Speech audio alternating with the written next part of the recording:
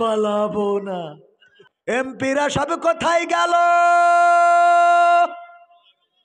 মন্ত্রীরা সব কোথায় গেল, কোথায় কাদের কাকা? তাদের সারা দেশটা এখন লাগে ফাঁকা ফাঁকা।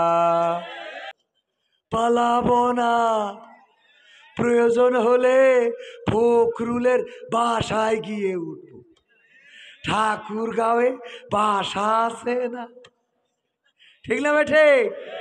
পালাবে না, পালাবে না, যাই না তবু দেখা। পালাবে না, পালাবে না, যাই না তবু দেখা। তাদের সারা দেশটা এখন লাগে ফাঁকা ফাঁকা, ওদের সারা দেশটা এখন লাগে ফাঁকা ফাঁকা। আইন মন্ত্রী আটকে গেল আইনেরই ফাঁকে, দাড়ি ছাড়া দরবেশের ভণ্ড ভণ্ড লাগে। আইন মন্ত্রী আটকে গেল আইনেরই ফাঁকে, দাড়ি ছাড়া দরবেশের ভণ্ড ভণ্ড লাগে। শুনছি কত নেতা নেত্রী খাইতেছে ভাই ডান্ডা, বিচারপতি কালামানিকের ফাটিয়েছে আন্ডা। পলকের ঝলক গেল, পলকের ঝলক গেল থামিয়ে নেটের চাকা। তাদের সারা দেশটা এখন লাগে ফাঁকা ফাঁকা, ওদের সারা দেশটা এখন লাগে ফাঁকা ফাঁকা। কই গেল সেই সংসদেতে মমতাজের গান, কোথায় গেল হজরত বলা স্বামী মুসলমান? মমতাজের গান কি আছে?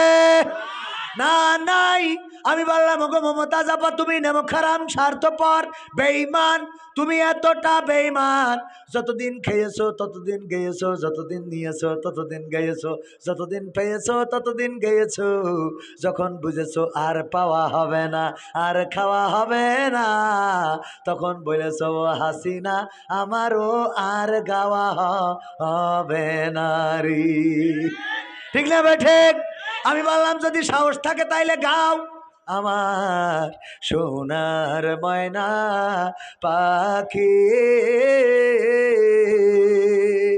কোন বা দোষে দাদার কাছে গো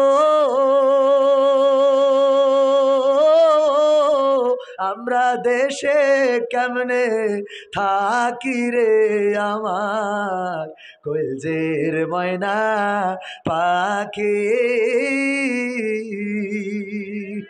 ঠিক না বেঠে? এই গান না গেয়ে উনি তো গান গেয়েছে শোষো, তবে একদম গাচ্ছে না এরকম না, আমার মনে হয় ওনারা গোপন গাপানে এভাবে গাচ্ছে। ও আমার দরদি আগে জানলে, আগে জানলে তোর ভাঙা নৌকায় চড়তাম না। ও আমার দরদি আগে জানলে, আগে জানলে তোর ভাঙা নৌকায় চড়তাম না। ভাঙা নৌকায় চড়তাম না, এই বিপদে পড়তাম না।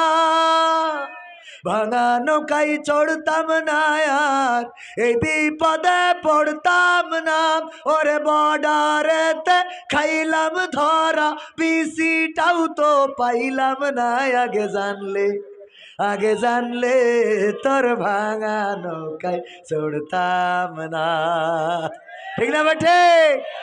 ওগুলো কি পাওয়া যাচ্ছে বলেন? ফাটায় ফেলে যাচ্ছে না, ঠিক না বেঠে?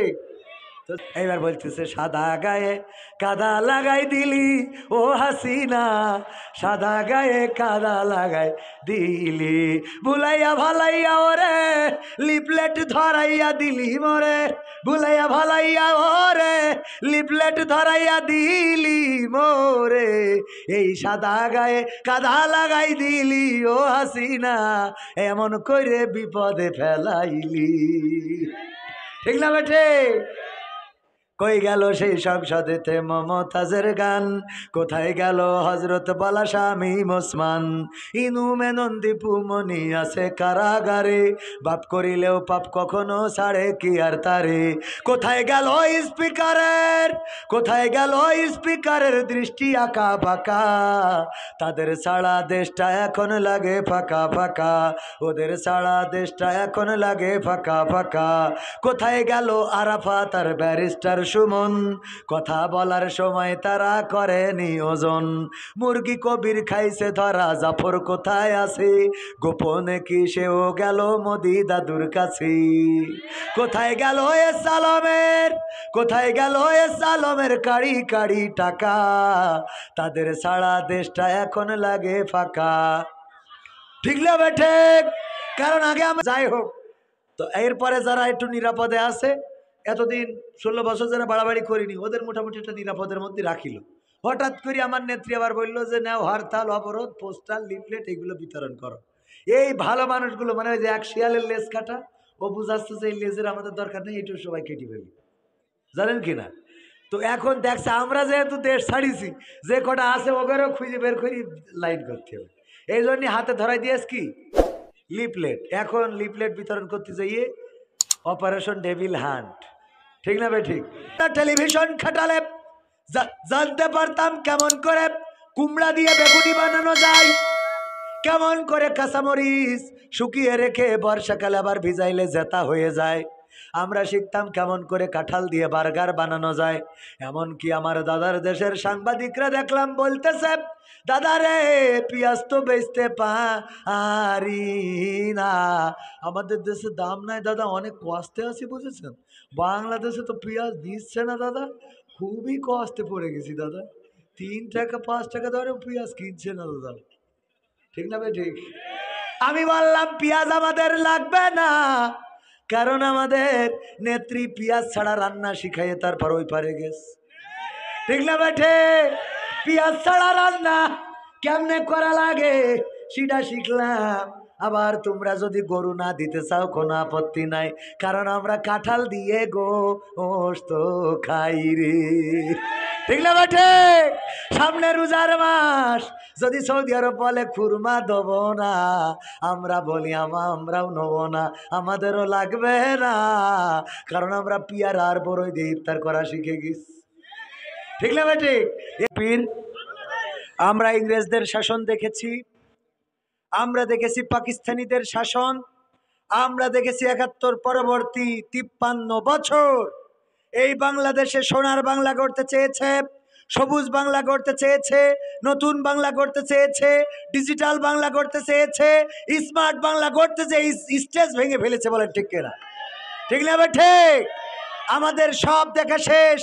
আমরা ইংরেজদের শাসন দেখলাম, পাকিস্তানিদের জুলুম দেখলাম, 53 বছরের সোনার বাংলা, নতুন বাংলা, পুরাতন বাংলা, সবুজ বাংলা, স্মার্ট বাংলা, ডিজিটাল বাংলা সব দেখেছি। আর সব বাংলা দেখতে চাই না। আমরা আগামীতে দেখতে চাই আগামীর বাংলাদেশ হবে ইসলামের বাংলাদেশ, আগামীর বাংলাদেশ হবে কোরআনের বাংলাদেশ। ঠিক না ভাই? ঠিক। আমরা আর সোনার বাংলা, সবুজ বাংলা, নতুন বাংলা, পুরাতন বাংলা এইগুলো চাই না, আমরা ইসলামের বাংলা চাই, আমরা কোরআনের বাংলা চাই। আর ইসলামের বাংলা, কোরআনের বাংলা যারা গড়তে চায় তাদের পক্ষে আমরা থাকতে রাজি আছি না নাই? প্রকৃত অর্থে তারাই দেশপ্রেমিক, কারণ এই দেশ থেকে যাদেরকে বিতাড়িত করার তারা করেছে, তারা আজকে দেশে আছে, আর যারা তাড়াতে চেয়েছে তারাই দেশ থেকে পালিয়েছে। এ ভাই সাউন্ড তুরা যা করলি তা তো মানে যে থাকলো না।